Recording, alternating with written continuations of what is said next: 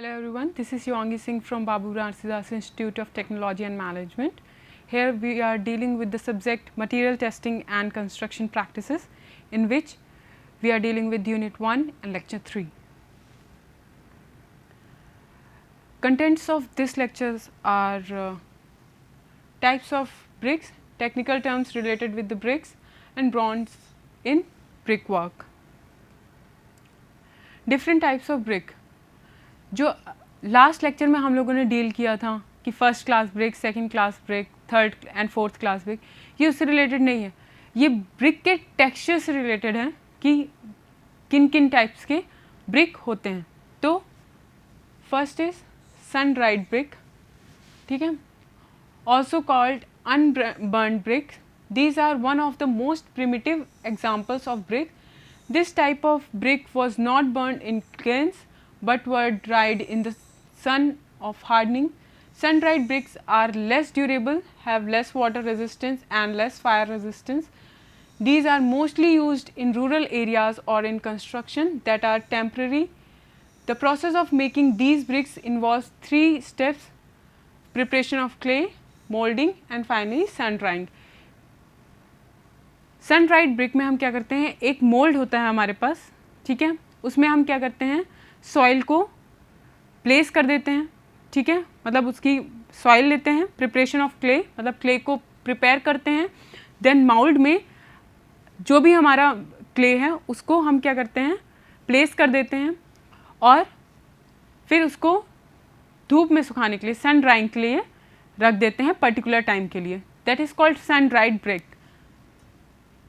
Burnt brick. Burnt clay bricks are the oldest and most widely used construction material. These are superior quality bricks and are used in construction of many vital structures members like walls, columns and foundation.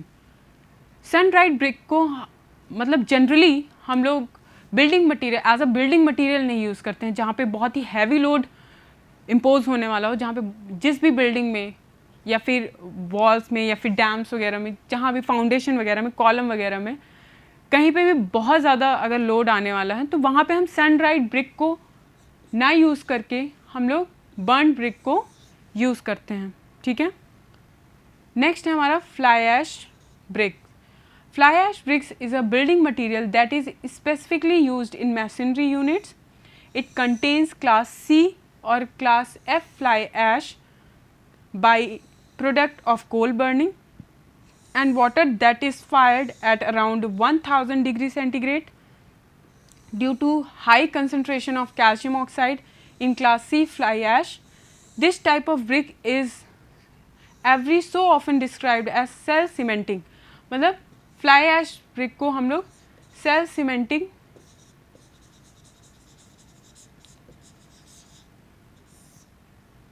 भी बोलते हैं. Typically use for fly ash clay brick are in structural walls, pillars and foundation, ठीक है.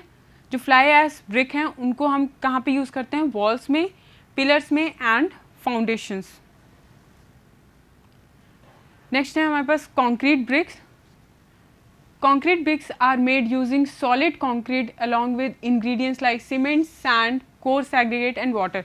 मतलब जो भी concrete के हमारे मटेरियल होते हैं, जो कि जैसे सैंड है, एग्रीगेट है, वाटर है, ठीक है, उन सब को हम यूज़ करते हैं, ठीक है. और कंक्रीट पहले तो बनाते हैं, देन माउल्ड में उस कंक्रीट को प्लेस करके बड़े बड़े रेक्टेंगुलर ब्लॉक बनाते हैं जिनको हम लोग ब्रिक कहते हैं. जैसे कि अभी हम लोगों ने लास्ट लेक्चर में इस चीज़ को समझा था कि ब्रिक आजकल बड़े रेक्टेंगुलर ब्लॉक को भी कहते हैं, ठीक है. तो हम वैसे ही कंक्रीट ब्रिक क्या होते हैं, कंक्रीट पहले हम लोग प्रिपेयर करते हैं, देन माउल्ड में उस कंक्रीट को प्लेस करते हैं, जो भी स्टैंडर्ड साइज़ है, ठीक है, उस माउल्ड में प्लेस करते हैं. देन एक पर्टिकुलर टाइम के बाद हम उस माउल्ड से जब हमारा ड्राई हो जाता है वो कंक्रीट ब्लॉक, तो हम उससे क्या कहते हैं, कंक्रीट ब्रिक, ठीक है. The sizes of these bricks can be tailored according to the size requirements. These are commonly used in packaged hidden internal brickworks, fences and tend to provide an outstanding aesthetic presence. Next है engineering BRICS.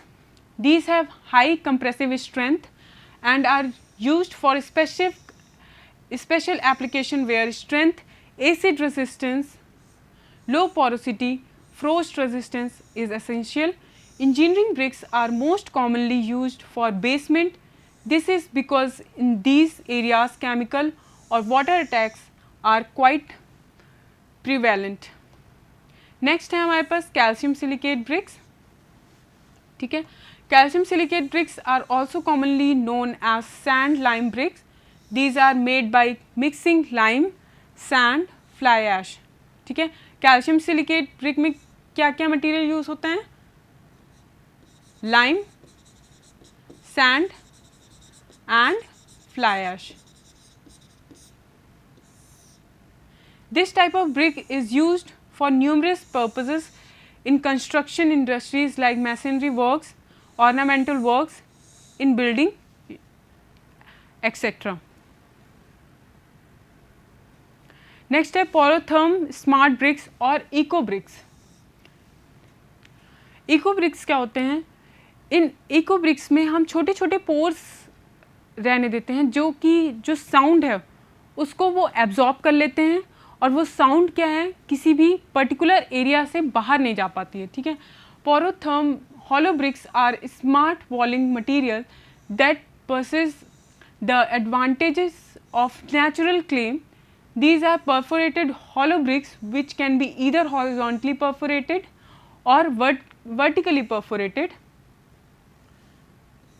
The fact that they are made of natural substance and are hollow from inside makes them far more efficient than the traditional solid bricks and rocks. Porotherm bricks are used in thousands of residential and commercial projects.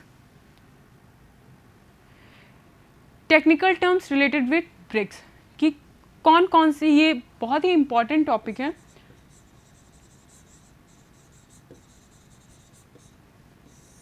ठीक है, कि कौन कौन से हमारे जो important terms हैं brick से related. ठीक है, फर्स्ट क्या है? Frog. This hollow parts on the top of the brick. जब आप किसी भी ब्रिक को देखते होंगे जहाँ पे मैन्युफैक्चरिंग कंपनी का नाम लिखा होता है, ठीक है, that part is called frog. ठीक है, ये हॉलो पार्ट जो टॉप ऑफ द ब्रिक पे होता है जहाँ पे किसी भी कंपनी का नेम वगैरह लिखा रहता है उसे हम क्या बोलते हैं? फ्रॉग. इसका जो मेन पर्पस होता है फ्रॉग का, ठीक है, वो क्या होता है? दो पर्टिकुलर ब्रिक्स को बाइंड करना, जॉइंट करना. ठीक है, क्या करते हैं हम? एक ब्रिक को रखते हैं, इस मान लीजिए इस ब्रिक का टॉप फेस आएगा जहाँ पे फ्रॉग होगा. नेक्स्ट ब्रिक को हम इसके ऊपर, पहले हम इस पर मोटार लगाएंगे. ठीक है, सेकेंड ब्रिक को इसके ऊपर प्लेस करेंगे. एक ब्रिक से दूसरे ब्रिक को जोड़ने पे इस पर्टिकुलर पार्ट में क्या होगा? हमारा मोटार चला जाएगा. ठीक है, जिससे ये एक ब्रिक को दूसरे ब्रिक से जोड़ने में, बाइंड करने में हेल्प करता है. ठीक, नेक्स्ट ये जो लॉन्ग पार्ट होता है आप किसी भी ब्रिक का, ठीक है, दैट इज कॉल्ड स्ट्रेचर.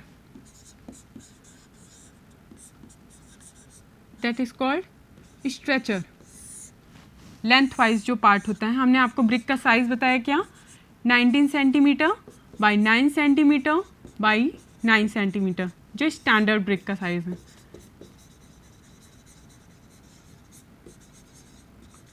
ठीक है, तो ये जो 19 सेंटीमीटर वाला जो पार्ट है, ठीक है, longest part of the brick, length वाला जो पार्ट है, जो इसकी लेंथ होती है, उसको हम लोग क्या बोलते हैं? स्ट्रेचर. ठीक है, इस पार्ट को हम लोग क्या बोलते हैं? हेडर. कितना होता है? 9 सेंटीमीटर. जिसकी विथ वाला पार्ट होता है, ठीक है, चौड़ाई वाला पार्ट जो होता है, that is called header. And जो लॉन्ग लेंथ वाला पार्ट होता है, दैट इज कॉल्ड स्ट्रेचर. ठीक है, This particular part is known as bed and this is a full brick. ये जो है ये एक फुल ब्रिक है. अगर आप इसे स्टैंडर्ड ब्रिक कहते हैं तो इसका साइज होगा 19 centimetre by 9 centimetre by 9 centimetre. ये कुछ इंपॉर्टेंट टर्म्स हैं जो ब्रिक से रिलेटेड हैं. फ्रॉग मैंने आपको बताया. इट इज़ एन इंडेंटेशन और depression on the top face of a brick made with the object of forming a की फॉर मोटार. मतलब जब हम मोटार को प्लेस करते हैं तो दूसरी ब्रिक से ये ज्वाइंट करने में, एक ब्रिक को दूसरे ब्रिक से ज्वाइंट करने में फ्रॉग हेल्प करता है. प्लस कंपनीज क्या करती हैं, जब वो फ्रॉग बना ही रही होती है तो वो उसमें क्या करती हैं, अपनी कंपनी का, मैन्युफैक्चरिंग कंपनी का नाम भी लिख देती हैं.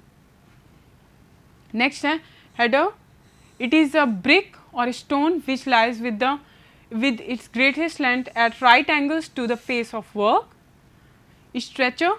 It is a brick or stone which lies with longest side parallel to the face of work. Course. A course is a horizontal layer of brick stones. Header course.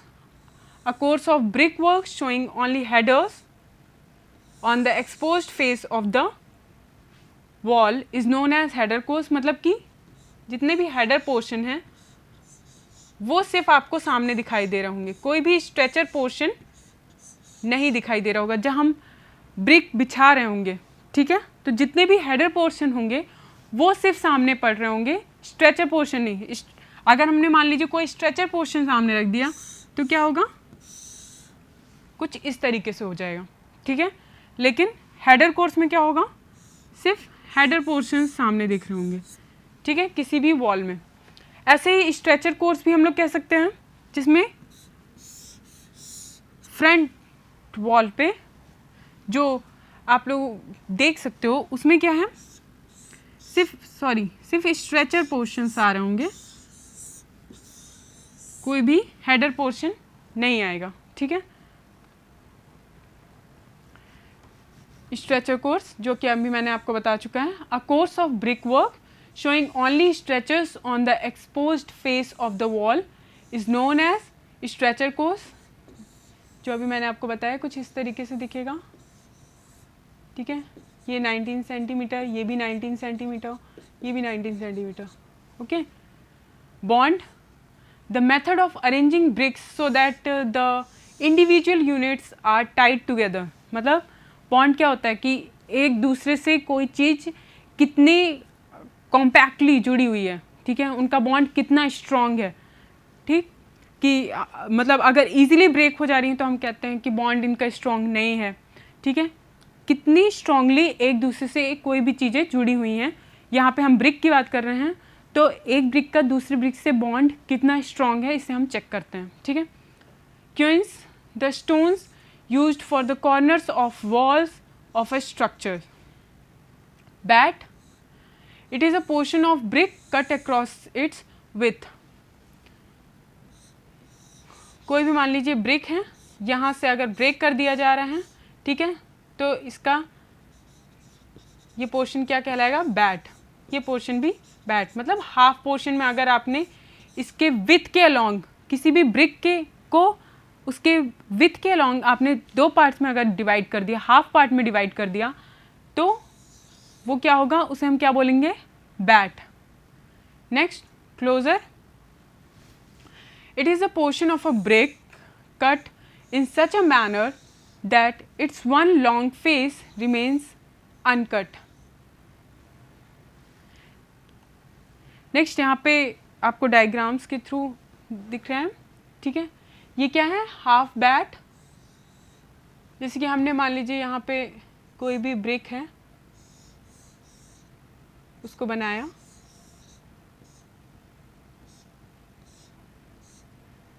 इस brick में हमने क्या किया, इसको विथ के along, ये इसकी with है, विथ के अलॉन्ग हमने इसको क्या किया, ब्रेक कर दिया, यहाँ से इसको कट कर दिया, हाफ पार्ट में, मतलब दो पार्ट्स में इसको डिवाइड कर दिया. तो ये क्या होगा, बैट, इसको हम क्या बोलेंगे, हाफ बैट, बैट बोलिए या हाफ बैट बोलिए। ओके, नेक्स्ट है क्वीन क्लोजर। जहाँ हम, ये आपका ब्रिक है, ठीक है, इसको 2D में मैंने बनाया है, ठीक है, ये आपका ब्रिक है, इसको लेंथ वाइज हमने 2 पार्ट्स में डिवाइड कर दिया, ठीक है, लेंथ वाइज 2 पार्ट्स में हमने इसको डिवाइड कर दिया, तो उसे हम क्या बोलते हैं, क्वीन क्लोजर। क्या बोलेंगे, क्वीन क्लोजर, ठीक है। नेक्स्ट हमारे पास है किंग क्लोजर। जब हमने किसी भी ब्रिक को, ये हमारा कोई भी ब्रिक है, ठीक है, size same 19 centimetre by 9 centimetre by 9 centimetre, इसमें हमने विथ पे हाफ एंड लेंथ साइड में भी हाफ कट कर दिया अगर इसको, ठीक है, कुछ इस शेप में, मतलब यहाँ जो विथ साइड है इसमें हाफ कट किया, प्लस जो लेंथ साइड है उसमें भी हमने हाफ कट किया इसको, this is called king closer. Okay, bevelled closer क्या होता है, जहाँ हमने किसी भी ब्रिक को विथ के अलॉन्ग हाफ एंड पहले हमने क्या किया, यहाँ से हमने लेंथ के अलॉन्ग इसको हम कट करते ले गए, this cut portion is called bevelled closer, this cut portion is called bevelled closer. ये जितने भी आपके टर्म्स हैं, ठीक है, ये जितने भी टर्म्स हैं ये एग्ज़ाम से पूछे जाते हैं, बहुत ही इम्पॉर्टेंट है, ठीक है। ऐसे ही आपसे एग्ज़ाम्स में और भी डिफरेंट तरीके के, मतलब आप लोगों से पूछा जा सकता है कि बेवल्ड क्लोजर क्या होता है, तो इन जितने भी स्टूडेंट्स हैं वो कंफ्यूज हो जाते हैं और वो बेवल्ड क्लोजर की जगह, ठीक है, बेवल्ड क्लोजर की जगह वो किंग क्लोजर को ड्रॉ करके चले आते हैं, ठीक है। और कभी कभी ऐसा होता है कि किंग क्लोजर पूछा जाता है, ठीक है, तो किंग क्लोजर की जगह वो बेवल्ड क्लोजर को ड्रॉ करके चले आते हैं, ठीक है। तो बहुत ही ध्यान से आप इन सारे टर्म्स को देखिएगा, ठीक। ये सेम क्वीन क्लोजर जो कि अभी हम बता चुके हैं, it is the portion of a brick obtained by cutting a brick lengthwise into 2 portions. ये हमने 2D डायग्राम बनाया, लेंथवाइज इस ब्रिक को 2 पार्ट्स में डिवाइड कर देना, ठीक है, तो इसको हम लोग क्या बोलेंगे, queen closure. Okay, king closure, it is the portion of brick obtained by cutting off the triangular piece between the center of one end and the center of one side. Beveled closer, it is the portion of brick in which the whole length of brick is beveled for maintaining half width at one end and full width at the other end. Bond in brick work, कितने type के bonds हम बना सकते हैं brick work से, वो हैं, ये सारे बहुत इम्पॉर्टेंट हैं। मतलब जब आप ब्रिक को ले करते हो, जब आप ब्रिक को बिछाते हो, तो इनमें से किसी टाइप में ही आप ब्रिक को बिछाते हो, ठीक। फर्स्ट वन क्या है, स्ट्रेचर बॉन्ड, सेकंड है हेडर बॉन्ड, थर्ड है English, fourth Flemish, fifth garden wall bond and 6 zigzag bond.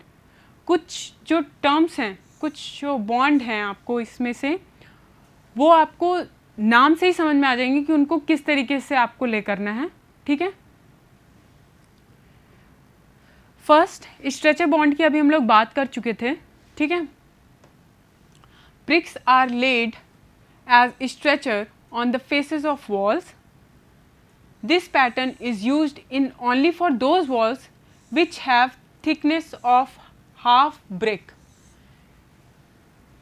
कोई भी वॉल है उसकी हाफ ब्रिक की अगर थिकनेस हमें वो करनी है, बनानी है, ठीक है, तब इस पैटर्न को हम लोग, स्ट्रेचर बॉन्ड को हम लोग यूज़ करते हैं. It is used as partition walls, division walls etcetera. मतलब स्ट्रेचर बॉन्ड, हम लोग, आप लोगों ने वर्ड सुने होंगे, पार्टीशन वॉल बन रही है यहाँ पे, डिवीजन वॉल है, ठीक है। कहाँ पे यूज़ करते हैं? जहाँ पे पार्टीशन वॉल या फिर डिवीजन वॉल हम लोग बनाते हैं। The bond is not possible if the thickness of wall is more, ठीक है। बहुत ज़्यादा अगर वॉल की थिकनेस होगी, मतलब अगर हम बहुत ज़्यादा थिकनेस की वॉल बना रहे हैं, तो हम वहाँ पे स्ट्रेचर बॉन्ड को कभी यूज़ नहीं करते हैं। हेडर बॉन्ड आप लोगों को अभी मैंने बता चुका है, सिर्फ हेडर पोर्शन ही फ्रंट पे आता है। जैसे कि इस टाइप से हमने कई सारी ब्रिक को बिछा दिया,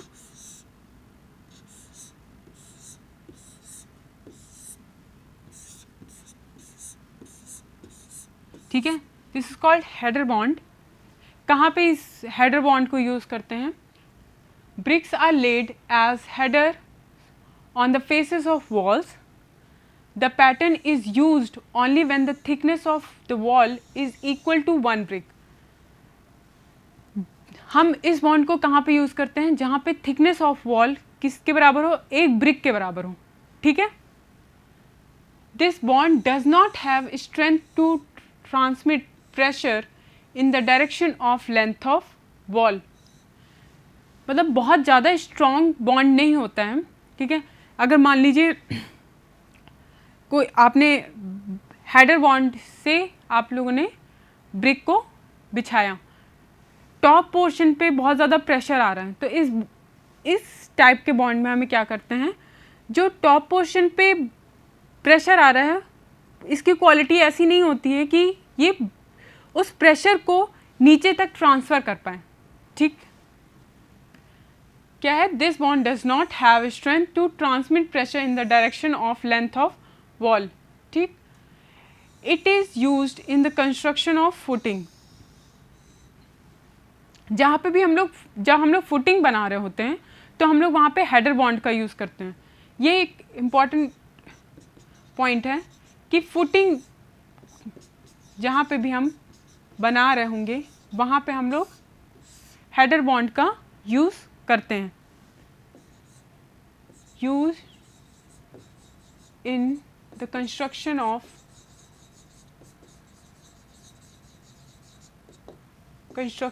फुटिंग।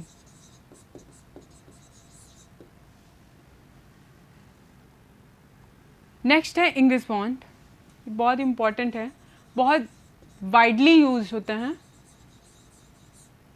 वाइडली यूज्ड बॉन्ड, दो बॉन्ड बहुत ही ज़्यादा वाइडली यूज़ होते हैं। फर्स्ट है English bond and second one है फ्लेमिश बॉन्ड, ठीक है। ये दोनों बॉन्ड बहुत ही ज़्यादा वाइडली यूज़ होते हैं। इंग्लिश बॉन्ड क्या होता है? In this type of bond alternate course of headers and stretchers are laid. पहले हम हेडर का कोर्स बिछाते हैं, देन उसके बाद stretcher, then header, then stretcher. This bond is considered to be the strongest. मतलब जितने भी टाइप के अभी हमने आपको बॉन्ड बताए हैं, चाहे वो जिगजैग हो, हेडर बॉन्ड हो, स्ट्रेचर बॉन्ड हो, फ्लेमिश, इंग्लिश, मतलब इंग्लिश बॉन्ड उन सब में सबसे ज़्यादा स्ट्रॉन्ग होता है। In this bond the vertical joints of the header course come over each other. Similarly the vertical joints of stretcher course also come over each other. Every alternate header comes centrally over the joints between two stretchers in course below. There is no continuous vertical joint. It is necessary to place queen closer in the heading course for breaking the joints vertically.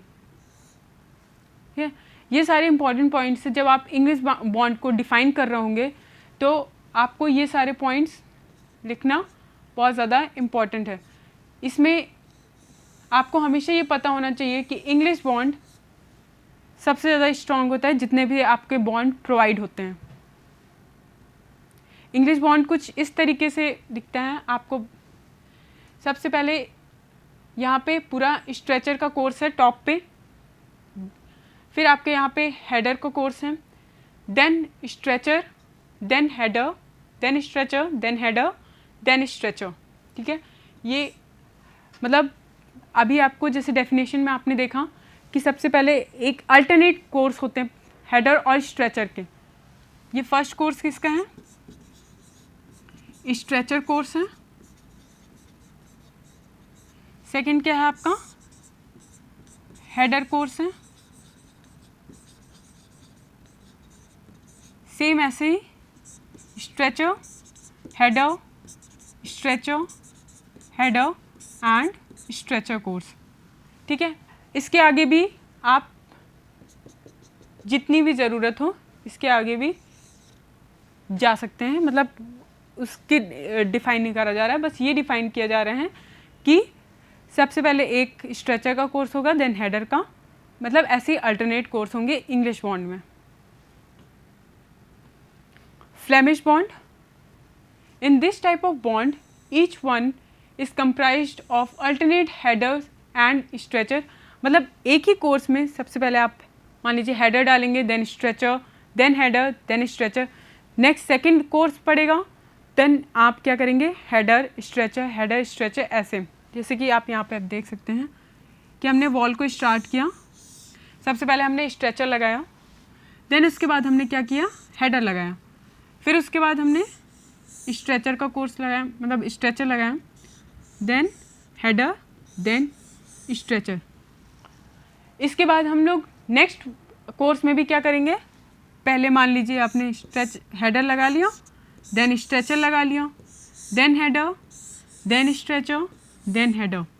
मतलब एक ही line में आपको header, stretcher, header, stretcher एक ही course में आपको alternate basis पे डालने हैं।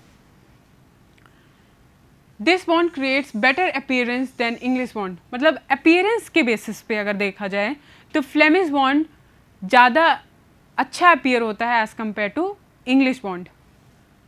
बट आपको मैंने बता चुका है कि इंग्लिश बॉन्ड सबसे ज़्यादा स्ट्रॉन्ग होता है, तो जहाँ पे हमें स्ट्रॉन्ग वॉल चाहिए, मतलब प्रेशर जो आपका लोड आ रहा है वो बहुत ज़्यादा आ रहा है, तो वहाँ पे हम लोग इंग्लिश बॉन्ड को ही प्रेफर करेंगे। लेकिन अगर अपीयरेंस के बेसिस पे बहुत ज़्यादा प्रेशर नहीं आ रहा, बहुत ज़्यादा लोड नहीं आ रहा उस वॉल पे, तो हम लोग क्या करेंगे? कौन सा बॉन्ड यूज़ करेंगे? Flemish bond. This bond is not as strong as English bond and is not used generally। मतलब बहुत ज़्यादा हम लोग यूज़ नहीं करते। मैंने आपको बताया कि जहाँ पे बहुत ज़्यादा अगर लोड नहीं आ रहा है किसी भी वॉल पे, तो हम लोग अपीयरेंस के बेसिस पे देख लेते हैं कि अच्छा, मतलब वॉल देखने में अच्छी हो, तो वहाँ पे हम लोग क्या करते हैं? फ्लेमिश बॉन्ड को यूज़ कर लेते हैं। Every alternate course starts with a header at the corners. मतलब कॉर्नर्स पे क्या होगा? हेडर होगा हमेशा। It is of two type, double Flemish bond and single Flemish bond. जो फ्लेमिश बॉन्ड होता है वो दो टाइप का होता है। फर्स्ट है single Flemish bond and second one is double Flemish bond. मतलब फ्लेमिश बॉन्ड के भी दो टाइप हैं, सिंगल फ्लेमिश बॉन्ड